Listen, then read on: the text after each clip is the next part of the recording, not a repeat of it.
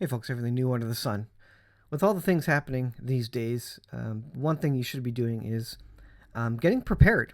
And that means in your heart, in your mind, and also on the ground, boots on the ground.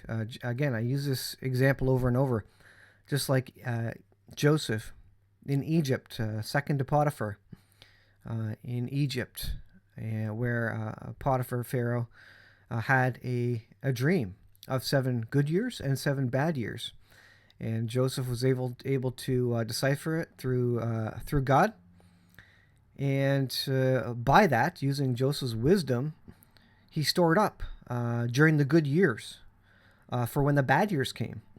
So if you think as a Christian you shouldn't be storing up, preparing, getting ready, that would be an absolute lie from the devil. The Bible gives us lots of examples of getting prepared, storing up, being ready, being wise, being hard workers, just like ants, um, and in season, doing what you can, doing all your work honorably, as if to the Lord. And when you do prep, that can be a good example to others who are asking, "Why are you prepping?" Or "You're crazy." What possible reason could you have for prepping? When all this stuff goes down, they're going to look at you and say, "Oh, so you had an idea this was coming. Where did you get that idea from?" And we can say, "Well, the Bible says it all the way throughout, that we should expect these things to come. Not only should we expect them, we should prepare. But even not only expecting them and preparing, we know that even harder times are coming in the last days when the Lord returns." Now,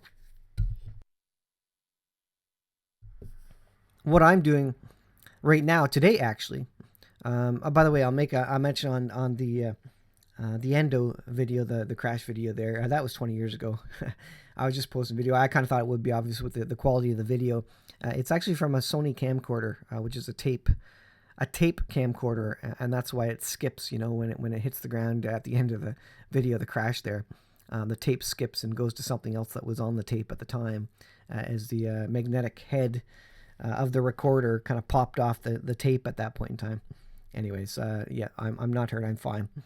What I am doing today, however, is working on some solar projects, getting ready, getting set up to be able to charge some things solar. Case in point, I will get to this article, but case in point, as energy increases exponentially and will keep increasing, my brother in southern Ontario, he's been without power for, I think, almost 48 hours now. Was he prepared for it? No, he wasn't. He had some little 150 watt inverters, and he was running off his car battery for a while, and now he's down to candles, and all the food in his fridge and freezer are destroyed now because they're room temperature. Not that it's a lot of food. Yeah, he's a bachelor anyways, but it just goes to show you how people, even if they see things happening in the world and they're reading the right news sources, they may not be getting prepared because they may think, well, this is never really going to happen to me. It's not going to be a big deal. Meanwhile, going on 48 hours, I don't know what the hour count is now, and he has no electricity. His computers are dead. His UPSs are dead. Laptops, I mean. His cell phone is dying. He is using, his car battery basically as a generator, and it works as a generator.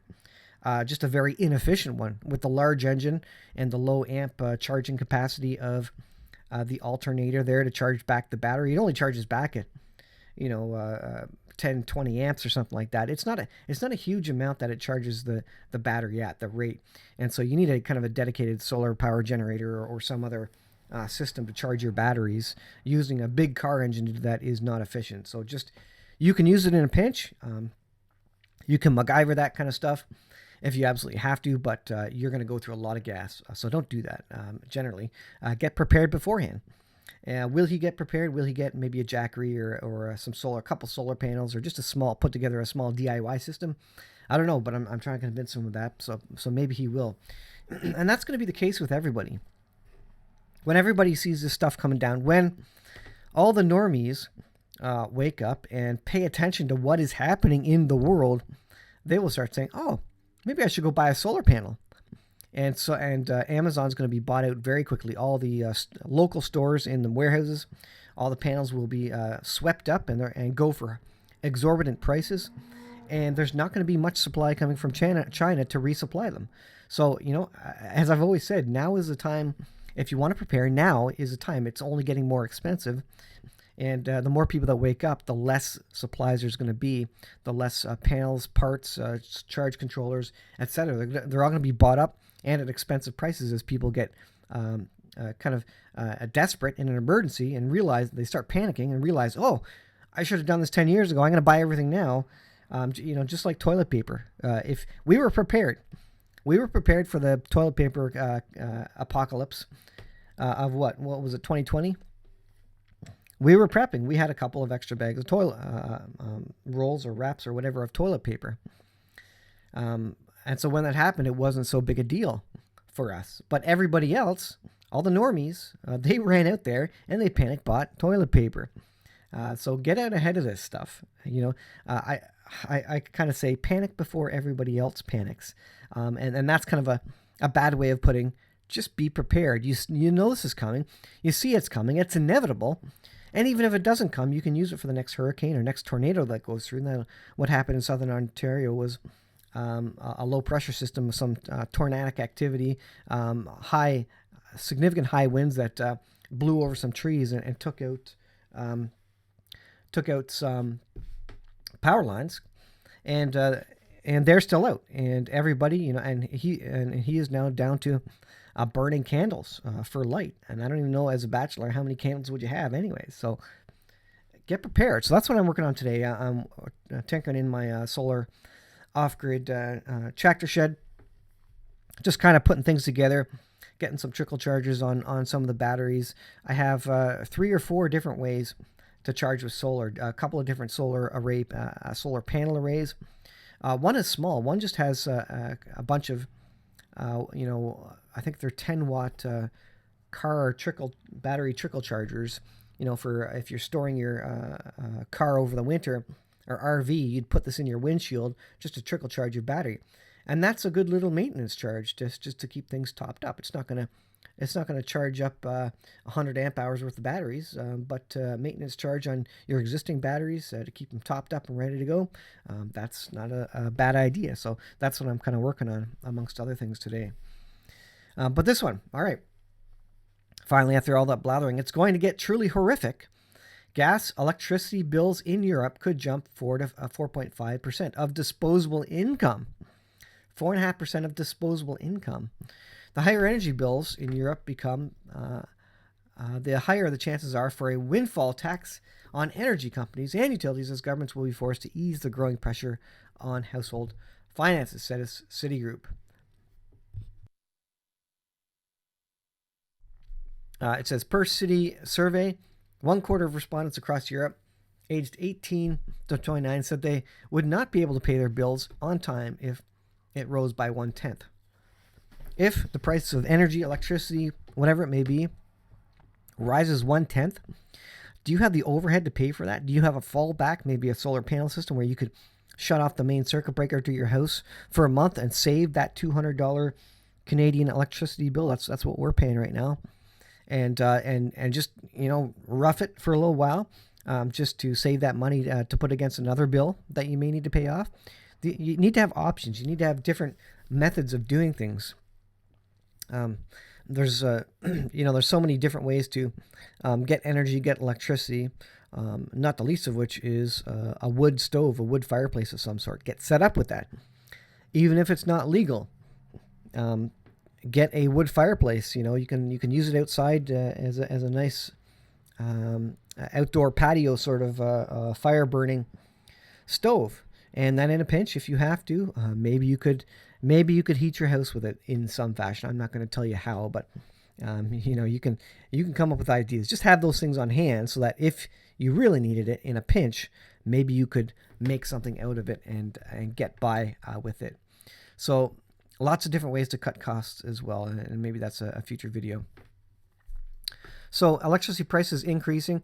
They haven't really here in Canada. I don't know about the U.S., but with gas prices increasing, you know the electric companies are going to try and catch up to the inflation, catch up to the price increases, and jack up everybody's price. And you know what?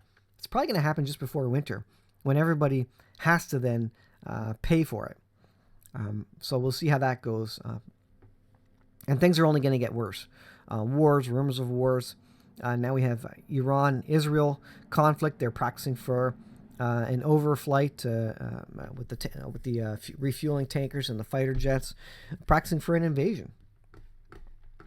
Spain and Portugal set a cap on the price of gas used for generating electricity after the EU allowed them to do so, acknowledging their exceptional energy requirements.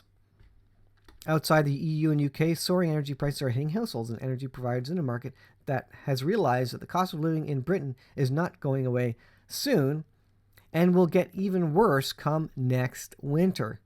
This is the time now to start thinking about winter. Is your oil tank filled up with what is right now going to be cheaper probably than what it will be in December?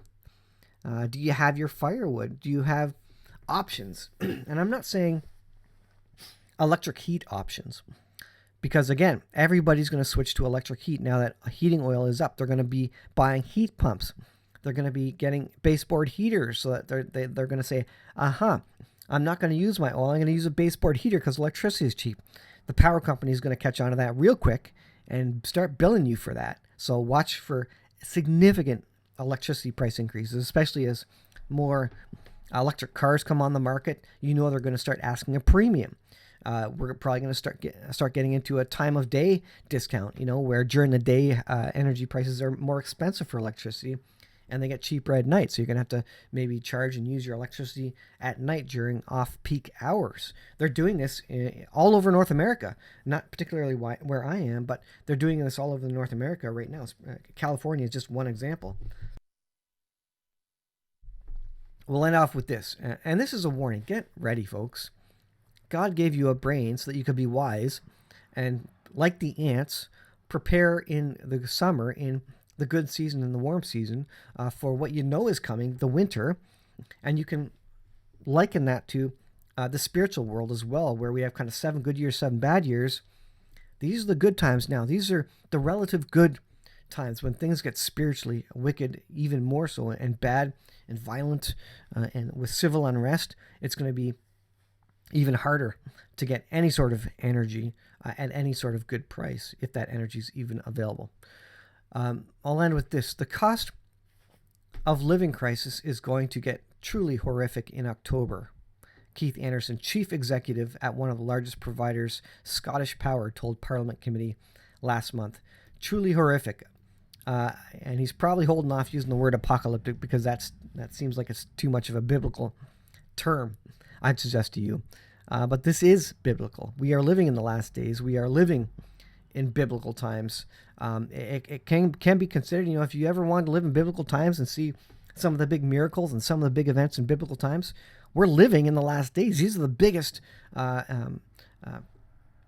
closing sequence, shock and awe times that there ever will be in the history of man. And they are recorded in the Bible, the shock and awe things that are going to happen, the kind of the final fireworks display, the dealing of sin on this earth. So you're living in biblical times, and it's just that you can't see it because you're inside it. So be prepared. Things will get hard.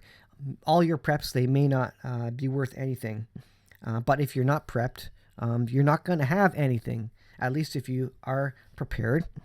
You might have something, especially to offer to other people who are in need. And then if they are in need, you can say, you know what, the Bible told me this. God inspired the Bible. God told us all these things would be coming. And here's how you get saved, because we're not going to be on this earth much longer. The Lord's coming back very soon. Thanks for watching, folks. I'll leave it there. We'll see you in the next video.